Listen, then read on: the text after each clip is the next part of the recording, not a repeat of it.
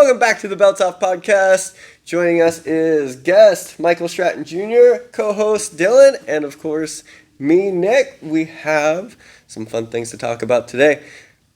Leg locks at white belt. Oh, is that our first time? Did you look at a list? Do we have a list? We have a list. We don't know let the people know the truth. Me and Dylan, we're left in the dark on all the topics. I handle all the production, get things set up, and ask them spur of the moment we questions. Ghosted on our messages. What's the topic? Nothing. No setup for you. We get raw reactions. White belt leg locks. Yeah. So, the reason that this came up is in one of the groups that I'm in. He had said that he got a brown belt and never practiced leg locks. And all of a sudden he's in like a whole new world. Right? When he goes against a leg locker guy or at his belt they're allowed to leg lock now. Yeah, so even just learning it. Yeah. I mean, why not? Yeah. Is the question. I mean, clearly there's some leg locks that are more dangerous for obvious reasons. A knee bar is not really a risk. Yeah. It's like an arm bar, right? Even on a bigger leg, right? Or a bigger limb, so it's even harder to finish. It's not dangerous. Now, twisting stuff is. Yeah. Right? You get that twist of the heel hook, and the problem with it is that you twist, you don't really even feel pain. It's a very weird sensation. You just feel pressure. Right. Pressure doesn't hurt. So if you're a competitive young white belt that only taps when you're going to sleep or feel something break, you won't tap. Yeah. And you'll feel your knee pop, and you'll go, oh my God, you know? Yeah, fuck that. So, yeah, exactly. With arm bars and things, you feel the stretch, you feel the extension. Pain. There's that awesome pain that we appreciate because it tells us we're about to, we step. You don't feel that with that heel hook. So it makes sense to tell a white belt, don't mess with heel hooks. But not don't learn them, right? Learn them for sure. In fact, how are they going to ever get good at them? Yeah, or this get guy control over had them, right? no experience with legs. Yeah, and I think that was probably more his gym than him. I don't think he made the conscious choice to never learn them. No, it was definitely the gym. That's the way his instructor ran it. You know how some gyms are, man.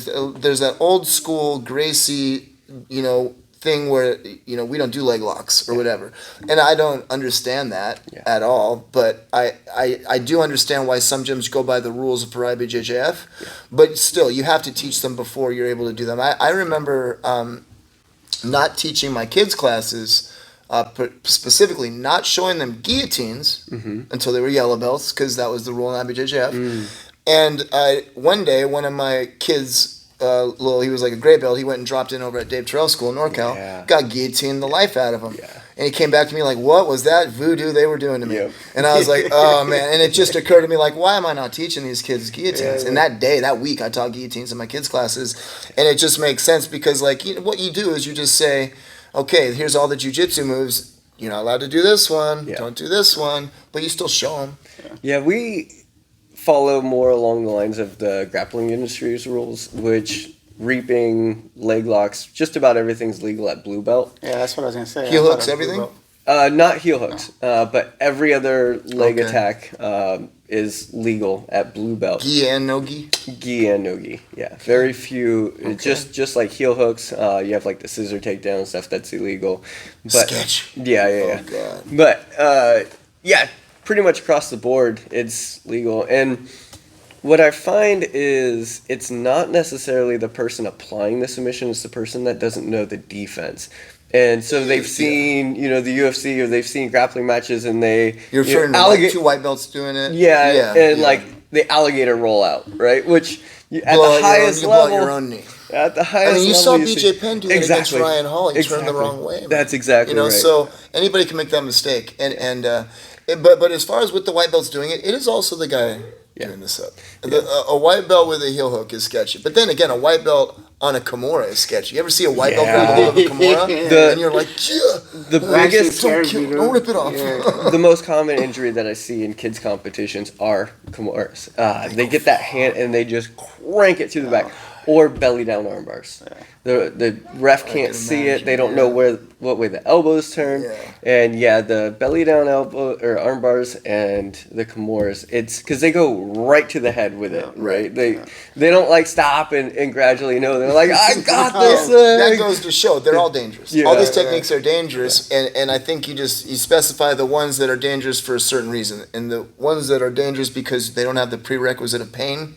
Like, that's an important part. Yeah. You need to feel that pain if you're a beginner. If you're not a beginner, you know the danger because you're the scenario. You see, you're like, okay, I only got a couple options. Okay, tap, right? So I teach the guys from the beginning what a knee bar is, what a heel hook looks like, just so you're aware of the situation. Because you might be rolling and it's like, oh, he's got my leg, but I can just, flop out of this thing, and you've never been in a heel hook before. Right. And you don't realize that the other person is completely locked in on it or whatever, and so you should be aware of what it is, right, and then handle that. Yeah.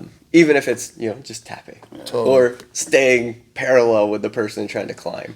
Yeah. I mean, the Kimuras are deadly, though, like, especially as white belt. Like, sketchy. Yeah. Like, when the bigger guys come in as white belts and we're doing Kimuras, I always tell them, I was like, hey, go slow, I'm going to tap early. Because if I don't do it, the bigger dudes are just fucking cranky. Right. The variance on people's flexibilities in their arms is huge also. There's people that are tapping before it's even behind their back. Yeah. And there's other ones, they're scratching the top of their head and they're just like, I'm good. You're like, you sure? Yeah, kids are Gumby. Yeah. You know? Yeah, absolutely, man. I do feel like that if the person is experienced, like if it's a white belt rolling with an upper belt, and it's a good upper belt. Yeah. Everything is arranged, right? And we're talking about a good upper belt, and they got control over it. Then that white belt can pretty much spaz out, do everything wrong, and still not get hurt. Yeah. They really can. Yeah. Because I could have a heel hook on a person, and I could see them getting ready to turn the wrong way, and I can let go. Let go, yeah. I'll let go. Save you from yourself, bro.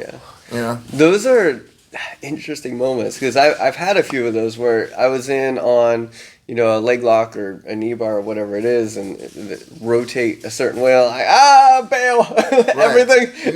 You're letting go of this. Yeah, just disengage. And then it's just a teaching moment. It's obviously that's a teaching moment. You almost blew out your own knee there. Yeah. Knee bars are interesting. Just like an arm bar, it has to be away from the elbow. But the problem with knee bars is, and you don't really get that so much with the elbow because it can roll. Right. Knees don't really roll. So if the hips are on the outside of the knee, brutal. But that's a legit knee bar in high level competition.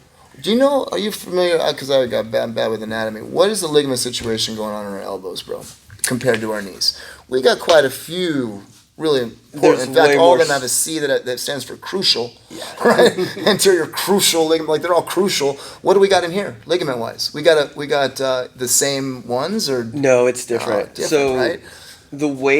So in our knee we have the whole patella, the kneecap, and everything. Mm-hmm. We don't have that in the elbow. Yeah. We do have a little bit of a hook, and then you have like a fluid cap. That actually is the buffer. It's like is that what the bursa when you bust? Yeah, it's like an airbag in there basically. I busted my bursa sac before. Yeah.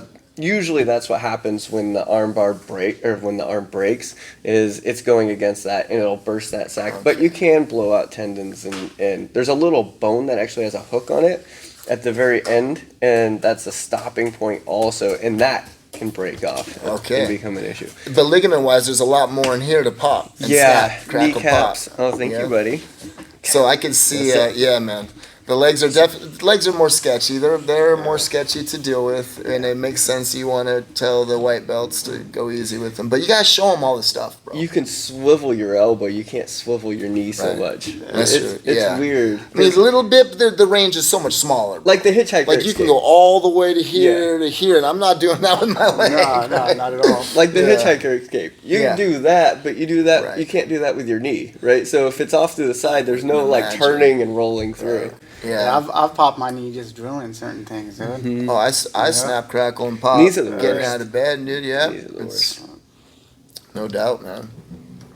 So, higher ranks when they visit. So I'm a brown belt, which it's always, and it's perfectly fine, but it's always a little interesting when a higher level. It's less obviously now that I'm a brown belt and not a blue belt. Mm-hmm. But it's always interesting when a higher rank, and then you're like lining up, and the higher ranks in line, and you're teaching, and I own the school and everything, so and I'm teaching the class, so that makes sense. But it's always a little bit like you're a higher rank, and there's you want to give that to them, but I don't know. What do you It's mean? You interesting. mean when you're lining up? When you're lining up and they're at the front of the class. I would just right? go to the very beginning of the higher ranks. Yeah. It if there just was a feels bunch a of- little weird having a black belt in class and I'm a brown belt, but I was teaching. Oh, you mean so yours a different, unique scenario, bro. Yep. You're talking. So you're specifically talking about when you're an underbelt gym owner. Yep. And a black belt comes to visit. But Awkward. it can, Right? but it can even be like a higher ranked black belt, right? So you got 2 stripes on yours. Right. When Megaton Yeah, comes totally. and if you were Well, teaching- Megaton comes. He's the man. Yeah. Yeah, but that's not a visitor. That's dad coming home, right? Yeah. But if a visitor comes, he's got 4 stripes on his black belt or something.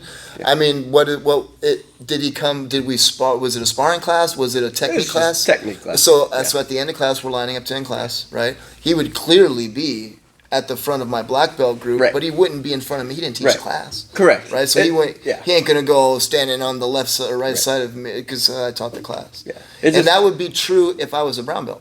And he would line up like Right. if he dropped into your And class. that's what we did. He would line up at the beginning, very beginning of your line. And then, like, when I started teaching class, I was like, this, I know it's not, right? He was super Yeah. respectful, everything, great guy. Yeah. But it was like, it felt like a test almost. It was like, Dude, I'm about to teach, pressure's bro. on. I'm about to teach a Dude, technique. so I would have. Let's see. Have I ever been in that? I had to have been in that scenario, man. With you, it's kind of, you had me show some moves and stuff in class that one morning. Yeah. We both taught though. Yeah, That morning. but it That was like- morning we both taught. It was your class and everything, and you're like, hey, show. and you. That's totally different. You're not a visitor either. Right. You're a student. And so we had a black belt visitor, and I'm about to teach. So you know what I've done? Yeah. I feel like I've done this, but I can't think of the time that I did it. But I feel like because I've seen that I've had this happen.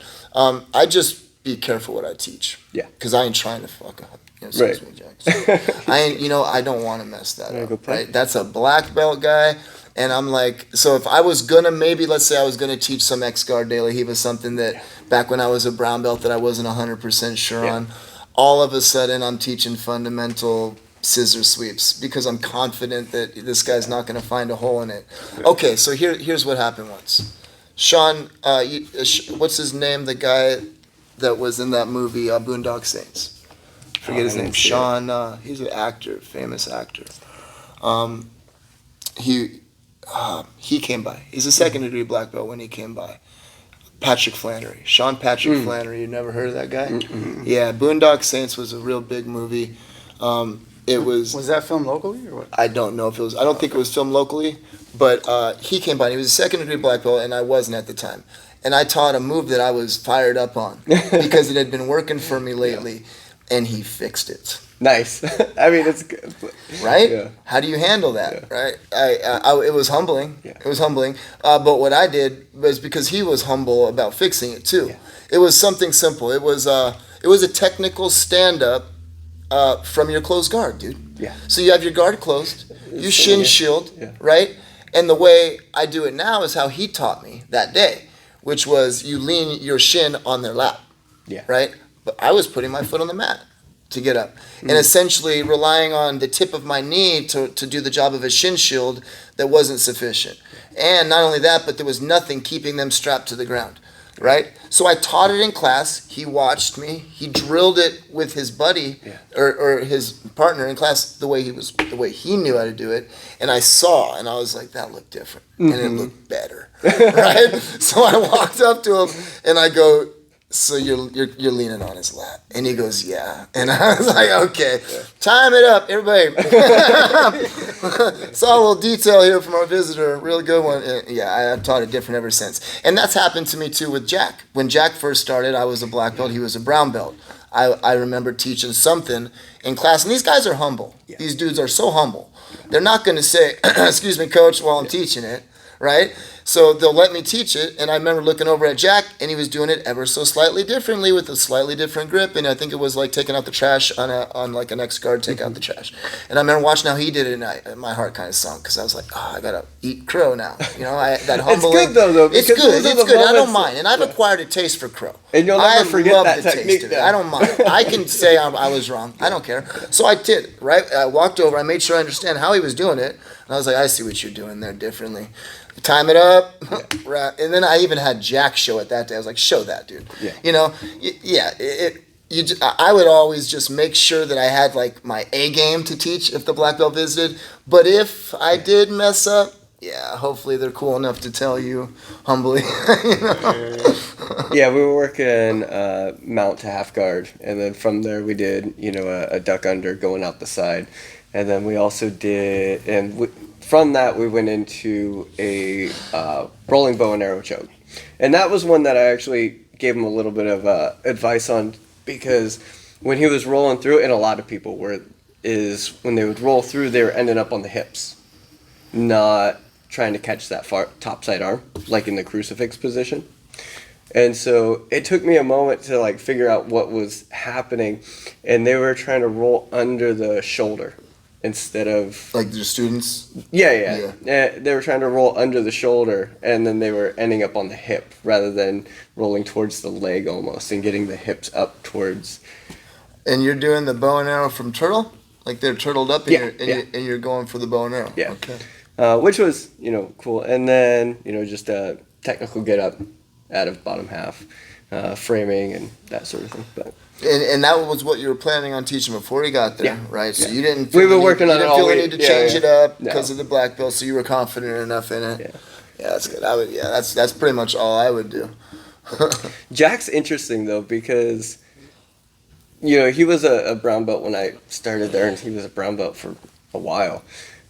He always felt like a black belt, and I don't know, what the politics on that were. I know he was at a different gym first, and he wanted to get his. There's no politics. He was a brown belt for like 3 years or 4 years or something. There's no politics. Did he want to get a black belt from his original coach? Was that part of it? Well, he had gotten all of his belts, I'm pretty sure, from his original coach, so it made sense.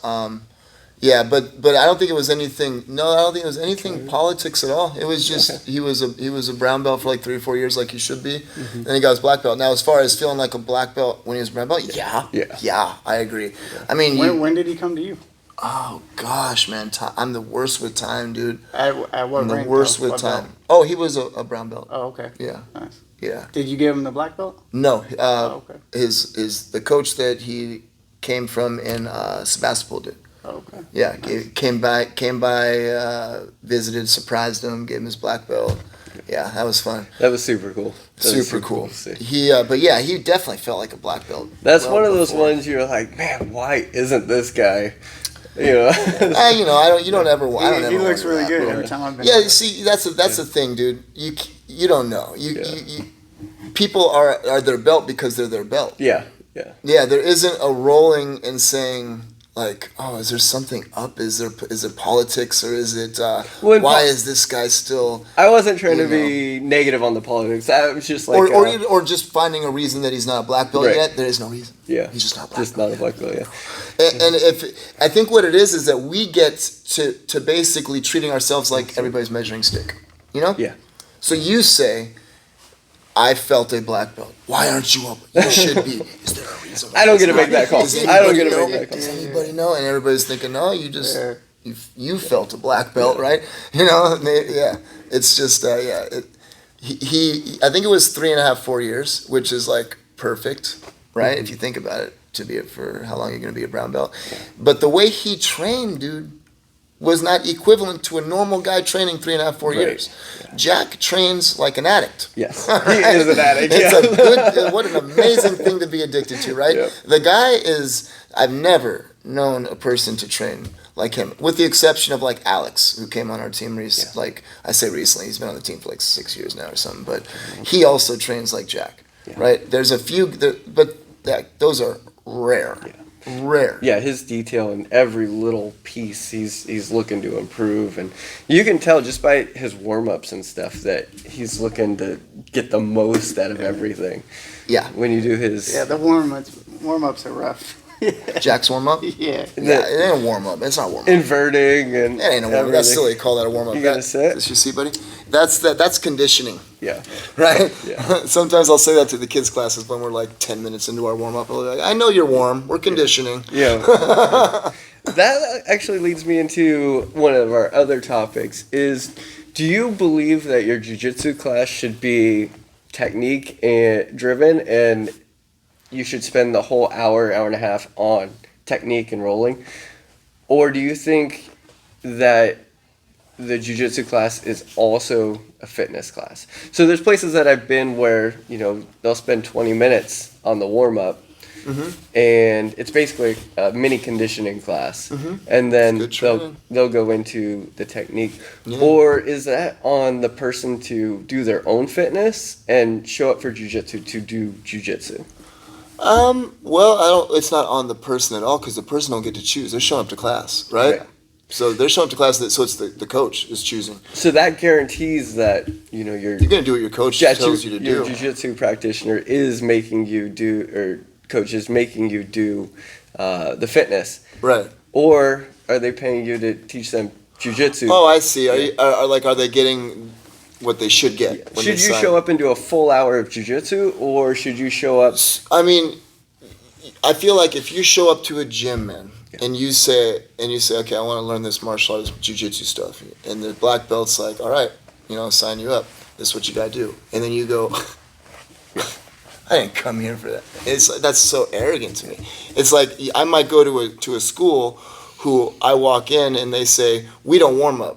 Right, we go straight to drilling and blah blah blah, and then I might go to another to go to Jack's class, and we're scooching up the mat sideways doing those, thing, and like, is that not beneficial? Are both of those not awesome training? Like, I don't see how one is good training and one isn't. So I think at all. Jacks are a little bit different because they are extensively jiu-jitsu jiu-jitsu they're based. very jiu-jitsu. So let's say we were running through a CrossFit workout, so beneficial, like so good for you, and not only that, but clearly that guy that you signed up with that's a black belt is like, this is what you got to do. So for anybody to be like, dude, he shouldn't, it's like, how arrogant are you? Like, I think you should have some sort of conditioning involved with it, though. Yeah, I think, I honestly, you're gonna need it if you want to. You need it. You need the conditioning. You definitely need it. You definitely need it. You need it, and I think it should be combined with the class. It can be combined with the class, but if you go to a class where you sit down and it's like a very cerebral, a lot of talking, maybe, and then at the end you maybe don't feel like you do at the end of a killer fitness class, like, still so beneficial. So beneficial. Like, it comes to that down to, like, maybe we don't always know what we need. Like, especially as a white belt. I'm a white belt in jiu-jitsu, and I'm criticizing how that black belt's running his class, saying I'm not paying him to get in shape. So you're paying him to learn jiu-jitsu and be out of shape? Like, I mean, it would be different if you went to, jiu-jitsu and you learned boxing, right? And your coach is like putting on the gloves, and you're like, "Oh, really, man? I purposely don't box. Come on." That would be different, right? But if you go into a jiu-jitsu class and it's just more conditioning than you wanted, well, that's probably because you're out of shape, and you're bummed, and now you had to work harder than you wanted to.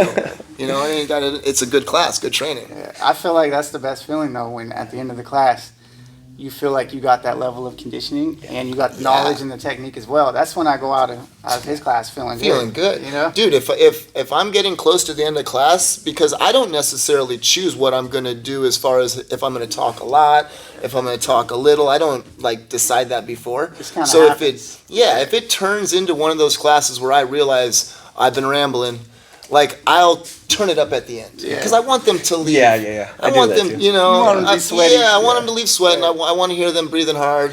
When we're lined up to end class, if they're bent over, clutching, leaning on their knees, that's a good sign. Sometimes when you're teaching a technique, you spend way longer on a technique than you intended for, because people just aren't catching the technique, and so it turns into a long time without rolling or any of the higher intensity stuff. And you start looking at the clock and it's like, okay, there's 10 minutes left. Like, nobody's broken a sweat today. We need to do something. The truth, though, that's almost a topic in itself, because if you find yourself teaching for a long time, I think there's a time and a place to do it, right? And a group of people to do it with, right? You get an advanced class or something and you're breaking stuff down. But I feel like in the past, when I've caught myself teaching like a lot, extra details, extra every detail, and I ask myself why, it's usually because I'm trying to somehow save them from making little mistakes that I made to have to learn these things that I learned. And it's like, why? You know, I came to this conclusion a little while back where it's like, I'm going to teach it quickly. Yeah. I want to I want to show it, let you do it. Because you learn by doing. You learn by doing no matter it. how much you say. Yeah, I dude. think And not only that, but like, because like, gosh, those details are important. And when I hear a guy, because I'm a black belt, right? So when I hear a guy like Coach Jack or Coach Brett telling those awesome, intricate details, I'm into it. I'm like, okay. But I know how white belts feel. Yeah. And they're like, you lost me at hips out. What position are we starting in again? Yeah, you lost me at reverse de la what, right? Yeah. You know, so it's like I tend to nowadays. I felt like that. I teach it quick. Yeah. I let them drill it.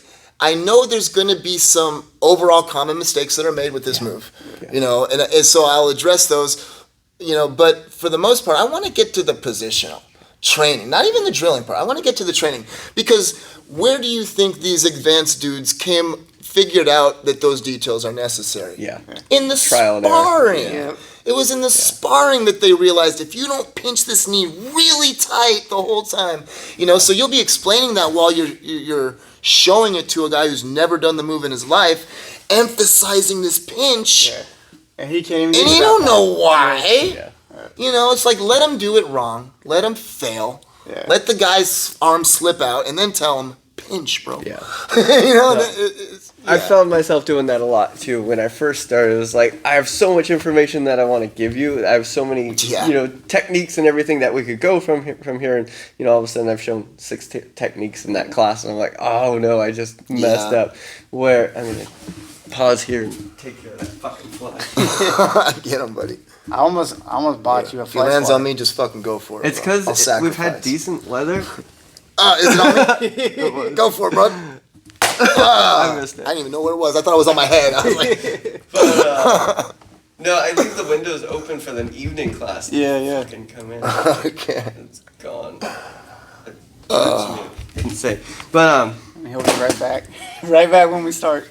I'm gonna Oh, there it is. start. That way we can just clip this. Get some chop in quick. Oh yeah, so I would teach, you know, a bunch of techniques, and then all of a sudden I'm like, fuck, like I've done too much that day.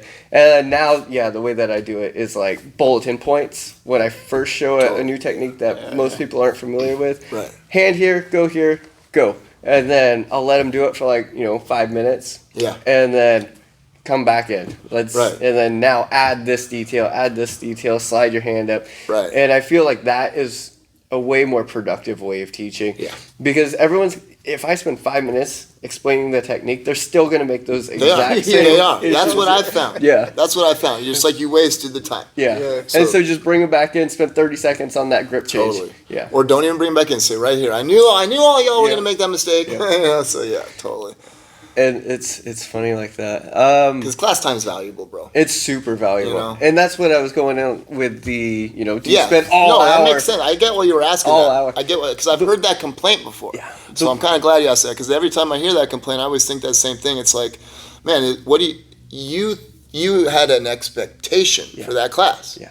Don't do that. Yeah. Right?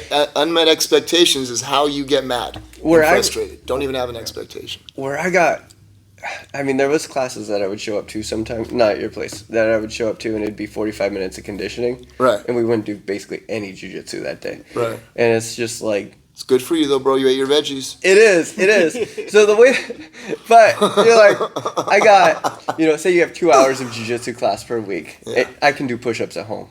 Yeah. Yeah. Like, so if No, I it's, get it, but if I it's get like, it. Jack, where you actually. But that brings up a good point because that coach has to design his classes for the person that's training all the time. Yeah. Right? Because if you have guys that are training all the time, they get priority, man. Yeah. And if you're like, hey, since I can only train twice a week, teach everybody different. Yeah. No. Right. Right?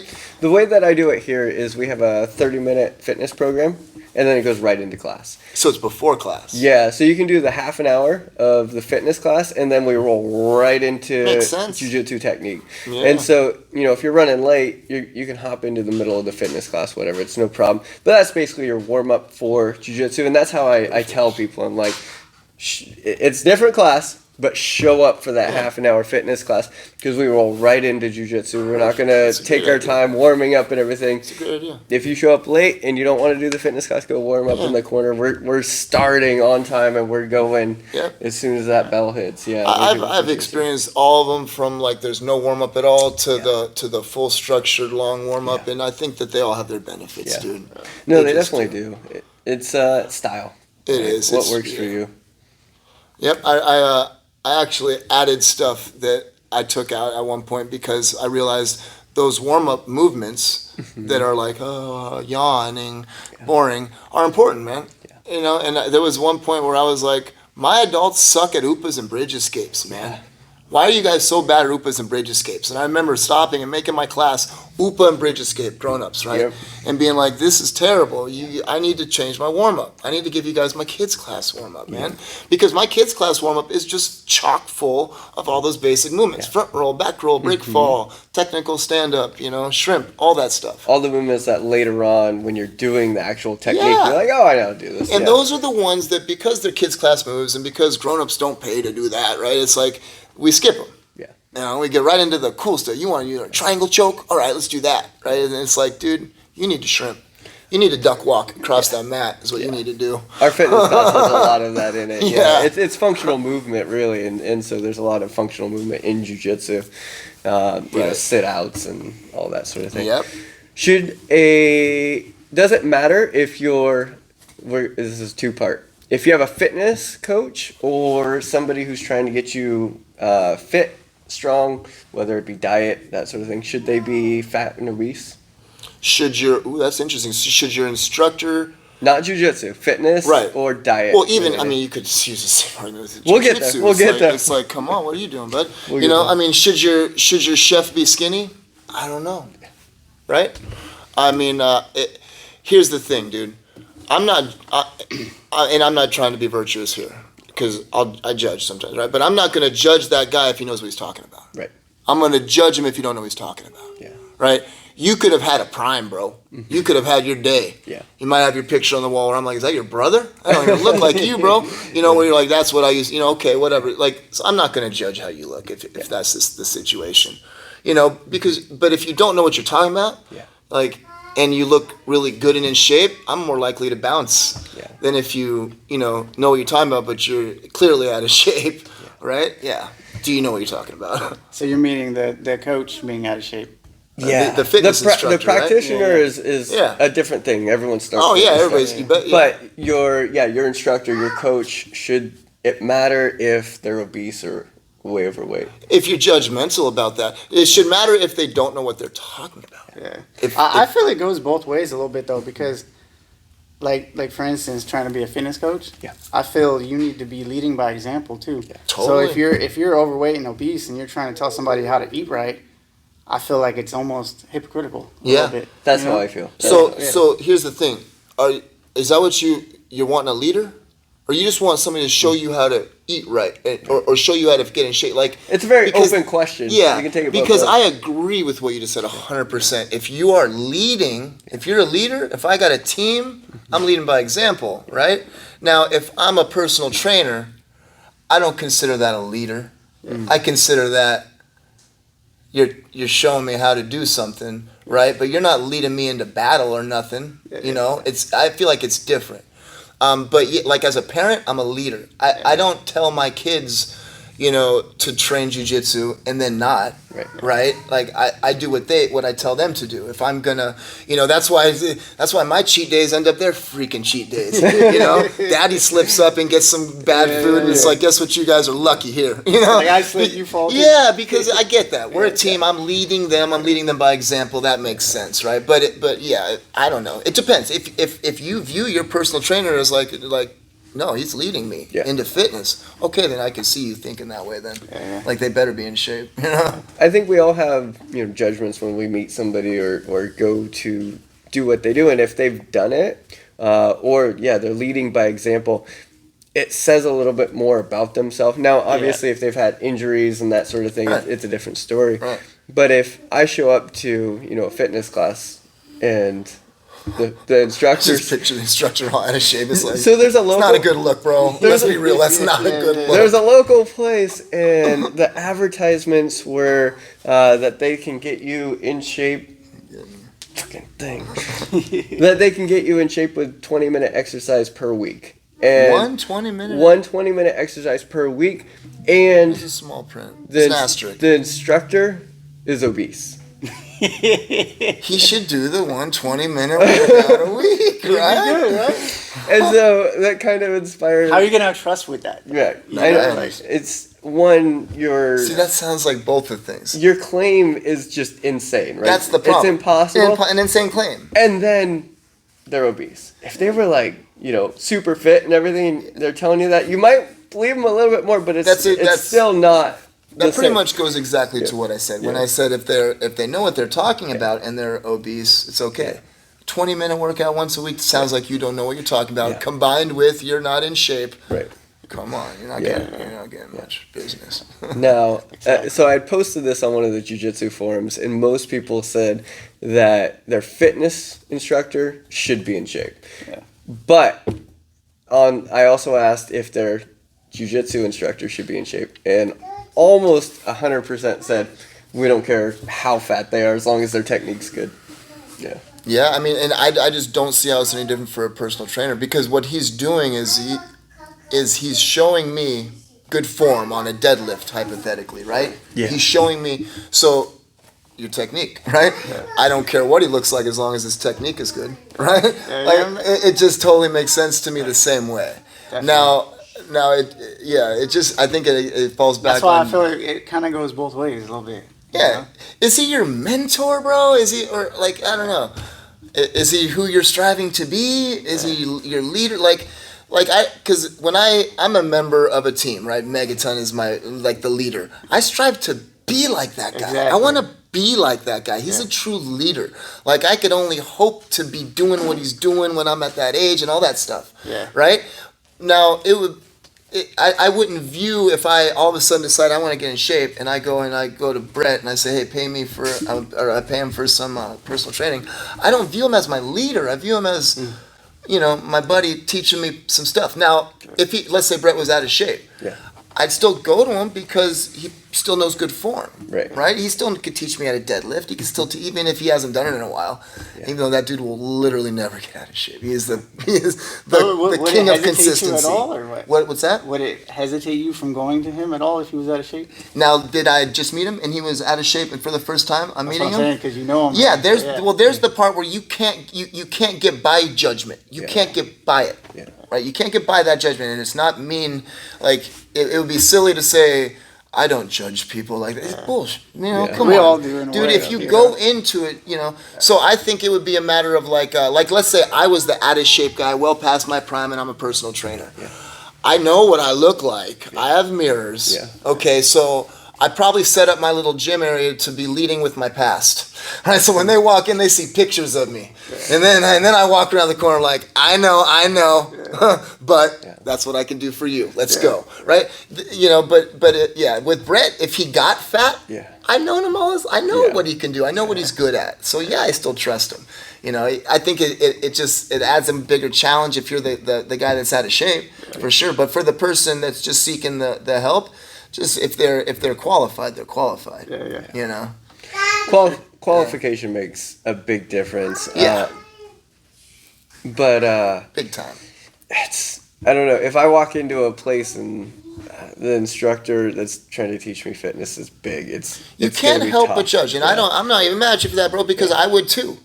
I would walk in and think, you should take your class. And I'm doing... I would. I think if you're the fitness instructor, bro, you should take the class. And I'm coming at it from, my perspective, because I feel like I shouldn't be able to lead something like that. And like you were saying, the leadership role, right? Mm-hmm. I as a coach and as an instructor, I find myself, I see myself as the leader of this situation. And if I'm not leading the charge in it, then, what am I doing? Fully. It's, like you were saying, hypocritical. I'll feel like complete dog Right. because Yeah. I'm not living the lifestyle that I'm trying to get you to do. Yeah. You're not practicing. You're talking and talking, Yeah.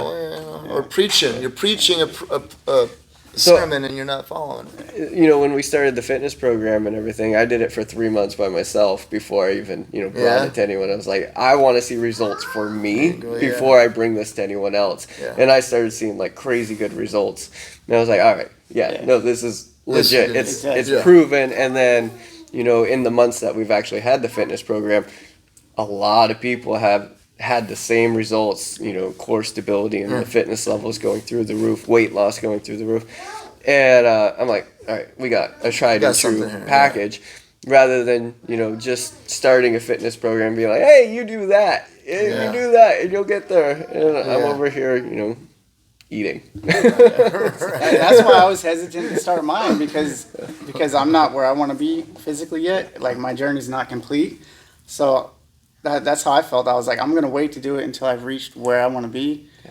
But because I already had a transformation, I was talked into doing it already because, you know, the proof's already there, even though I'm not where I want to be. But I couldn't help but feel like hypocritical in a way because I'm not where I want to be. When you said that you were wanting to do this, I was like, oh, perfect, just do it.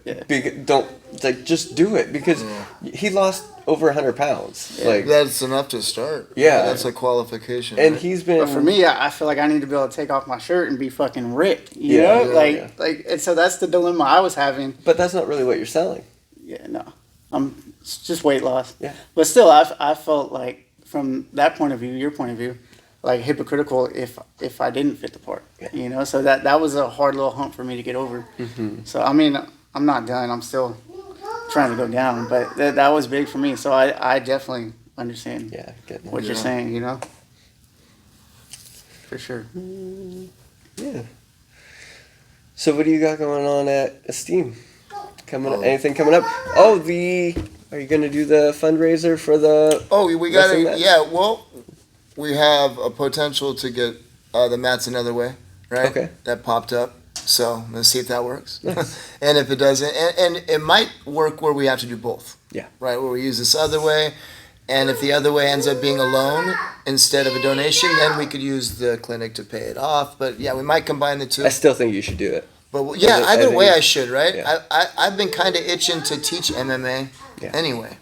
Yeah. I think it'd be fun. Be good. You have so much experience and everything that I mean, not with MMA. I don't. I have experience, but not a lot. But the thing is like I know how to. I just know how to do it. I know there's position. Yeah, it's not hard. MMA is not hard. You have a big background and everything else, so what you have to say in the subject is valuable. Right. Yeah. Right, man. Yeah, I mean, you wonder though, how much qualification should it take to teach like an MMA clinic, man? Yeah. Like. I don't know. Should you have even I've had a fight. I've had a pro fight and an amateur fight. They were years ago. Yeah. Right. But it's like I feel like even if I didn't do that, like I trained at an MMA gym. Right. I don't know. And I think it all depends on what you're trying to sell, what you're trying to claim. Yeah. Right. You just got to back up your claim. And if we're just doing like an MMA clinic or something, then I'm not trying to claim anything big. Yeah, you're not trying to make the next world champion. You're just trying to show some jiu-jitsu guys, some kickboxing guys how to blend stuff. Yeah. You know what I would do? Because I think my sole insecurity with it lies in the striking, right?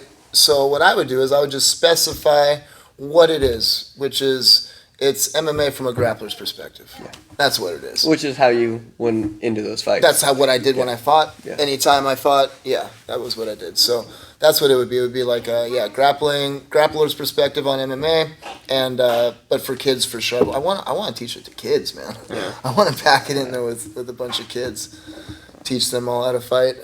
It'd definitely be beneficial for the kids. Huge for them, man. Yeah. We have an MMA class once a week for the kids, and it's such a different thing when you combine striking and takedowns. And it's so funny because almost all the kids go right for the takedown. Like, even though they know, kickboxing and strikes and everything, as soon as I'm like, all right, we're going MMA, it's right into takedowns and getting on top and, looking for submissions and things. But, and then they're, patting each other in the head with the big gloves and everything as they're going through the moves. And I think that's important for adults also is every now and then put on some gloves, even if they're 16-ounce gloves. You don't have hand articulation on a lot of stuff. I would want the hand articulation because it's a grappler perspective. Yeah, so I would probably just have him do. Just realizing where you can get punched is so important. I know, right? It's so important. Yeah. Guard. Even if you can throw a punch. Guard. Like, guard is crazy when you can punch. It changes guard completely. It changes half guard completely. It exposes your instincts, right? Like some people have good instincts there. They understand stay close or to stay distant or to stay close, but not in the middle, right? But a lot of lost opportunities with jiu-jitsu people who do MMA, because if they get on top side half guard, they just want to keep that distance closed, right? Control, which is fantastic. You can look for submissions and everything, right? But you could also posture up and punch them in the face. Hammer fist or something, right? And so when we're learning jiu-jitsu, it's always if you're on bottom, you're creating space. If you're on top, you're limiting space. But when you add punches, that changes. There's a lot of positions that, okay, even though you're on top, you actually want to create some space to do some damage. Yeah. And it's interesting the how much jiu-jitsu changes. I mean, probably 40% is going to be across the board the same. Yeah.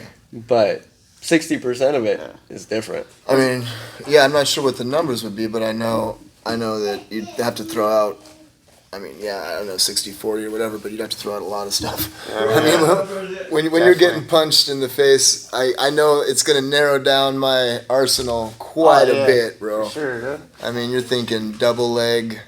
Like, what are you going to do on the feet if it's an MMA fight? I'm doing one thing, bro. I'm doing double leg. Or I'm clinching, right? Or I'm clinching and trying to earn a takedown from a clinch or something, but...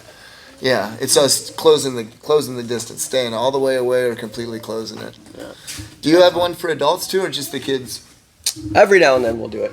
But every Friday we do it for the kids. Oh, yeah, that's cool. We do a jiu-jitsu and a kickboxing Monday through Thursday, and then on Fridays MMA. It's combined. Yeah. I bet you they love that. It's a lot of fun. Yeah, it's.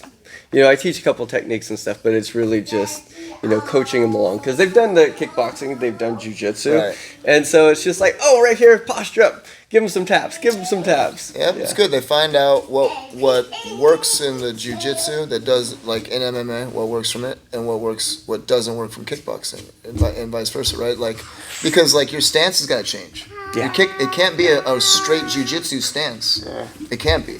You're going to get, front kicked in the face, right? Or and it can't be a stance. pure boxing stance either. You're gonna get blast doubled or whatever the heck. You have to set up your takedowns with punches. Yeah, setting up your takedowns with a punch is like there's a different art. MMA is a different art, man. Yeah. It's crazy to think too how many people don't know how to throw a punch. Oh, nobody knows how to throw a punch. And they believe they know how to throw a punch. Yeah. And it's like, dude, the common sense is just gone. Like, I don't know what the fuck this is. Like, what are you doing, See it all the time. In grappling, everyone understands how to grab a hold of somebody, right? No, they don't. they know how to... Oh my God, you ever see something just hug a head or something silly on the ground? You're like, dude. They can get to like a clinch, right? I mean, they know how to lock their hand. Right. Well, they don't even know that. I've seen a guy do this holding on. It's like, they don't even know.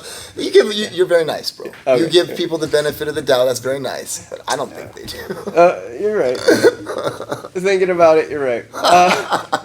With kickboxing, people don't even know how to move. It's like they start walking at you and like throwing these weird punches. Whatever, corner them, cut them off, so then you can work your clinch and stuff. Yeah, we've actually been working on the footwork and stuff in class. I call it a triangle step. It's like making somebody, because they always want to get to the outside of the lead leg when you're standing up. That way, you can do your single legs, or even you get that advantage. You get that 45-degree angle when you're punching, where you can punch them, but the other person's facing off into space. Right, they don't have anything. Which is huge. And then so if you can switch your stance and like corral them and hunt them back down into the cage or the wall, makes all the difference. How long? What's the learning curve on something like that, man? Like you get a guy that comes in, looks like a baby giraffe, right? He's just wobbling around. How long does it take to get that triangling, off-angling footwork? The footwork is the worst. Yeah, I would imagine. It takes forever. Yeah. I have to space out when we do footwork drills because it is not necessarily a fun class because it is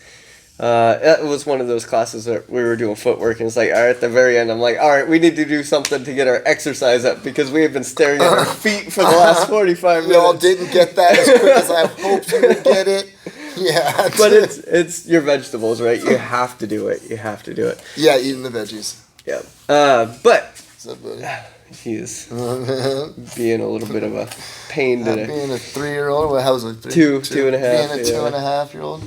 Don't they call those the terrible twos, bud? Yeah. What's your favorite takedown for jiu-jitsu? For jiu-jitsu, no-gi, jiu-jitsu or gi? No-gi.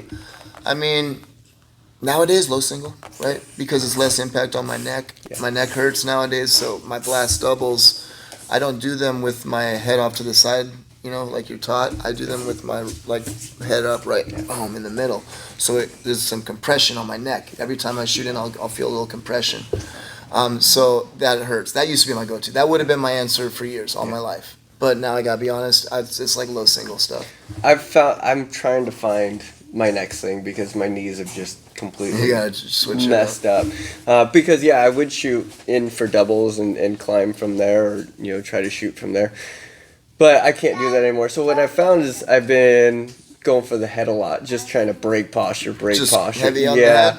And almost like a tie clinch, right? You got to worry about them dropping down if you can't break the posture, obviously, for them shooting their double. But that's the route that I've been going. Lots of going into...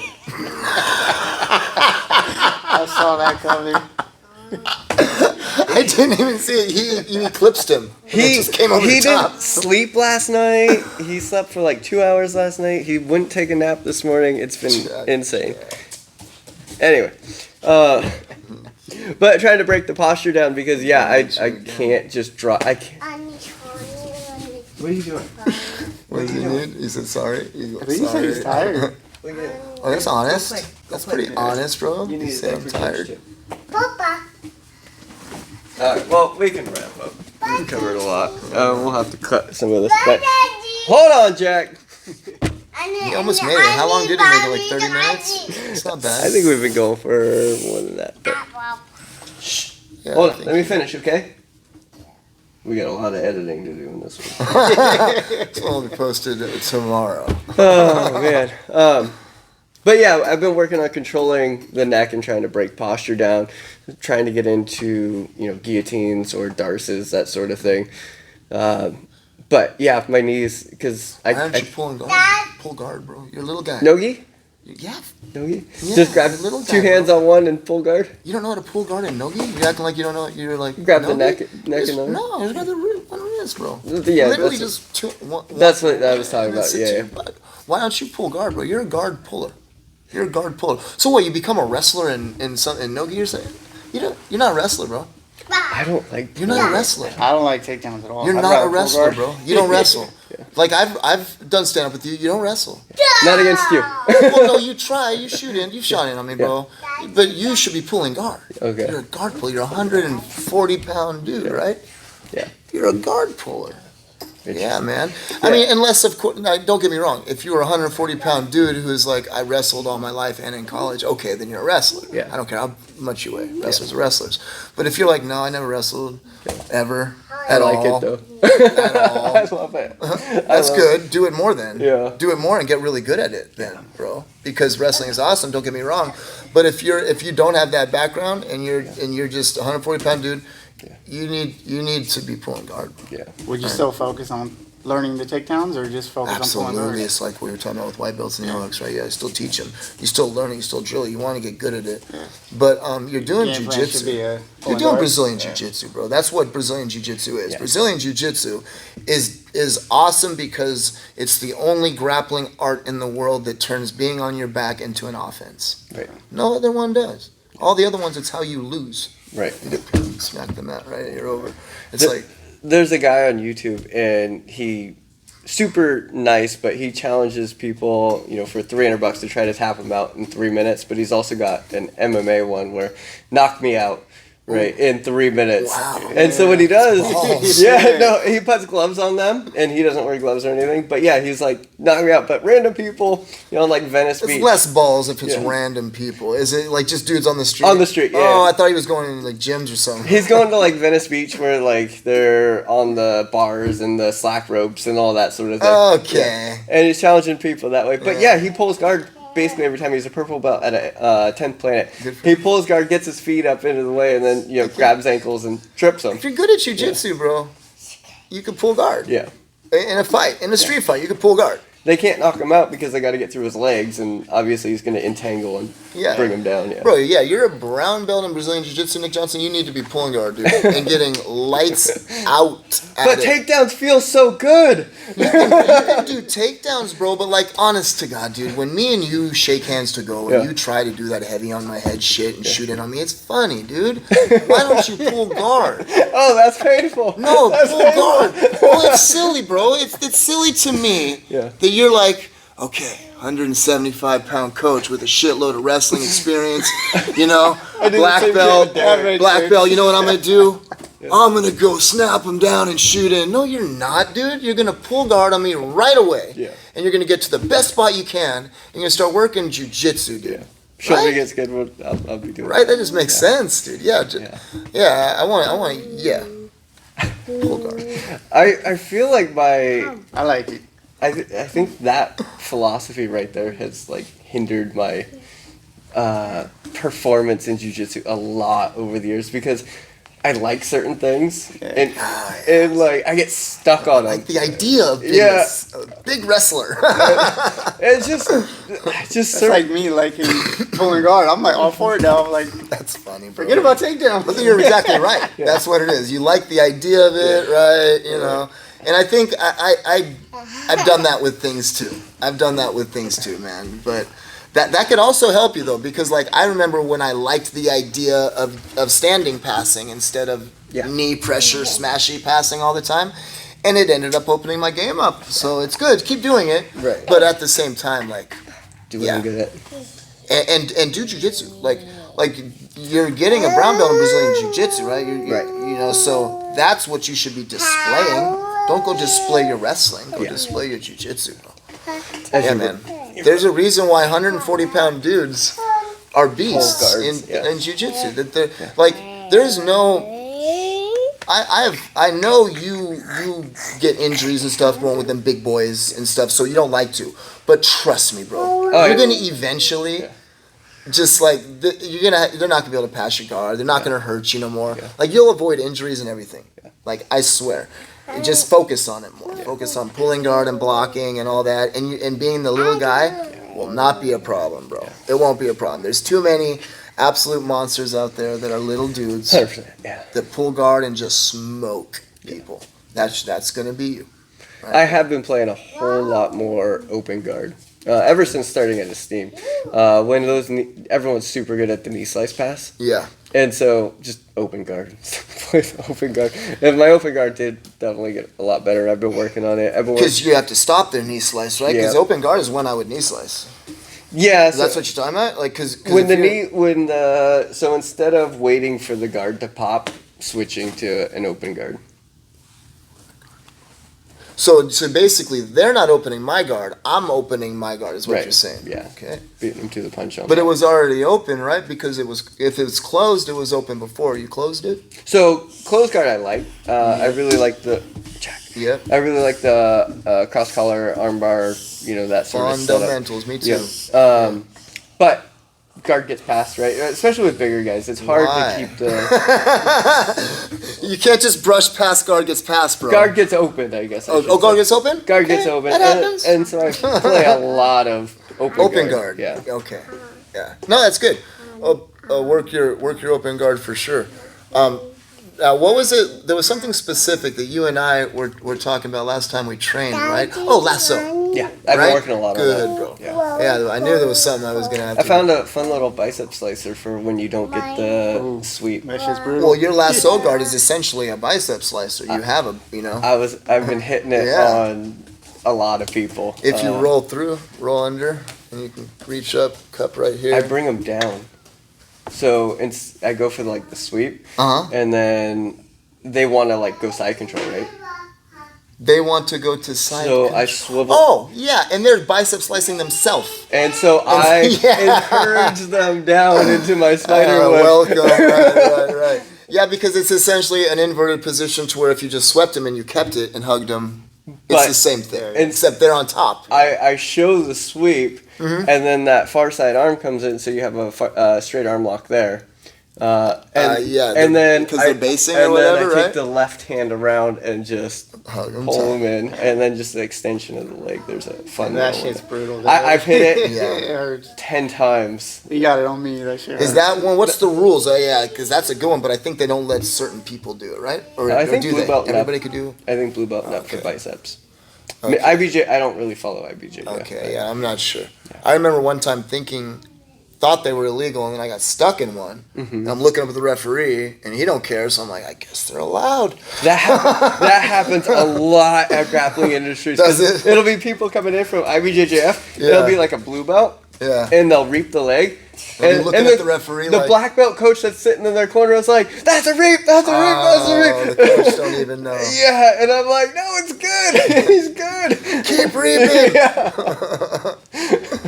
Oh man. There's been a couple times where I've had to like, because sometimes I get IBJJF refs that go to the grappling industries. They mess it up. Huh? Yeah, because in the kids you can do guillotines, but you have to pull guard.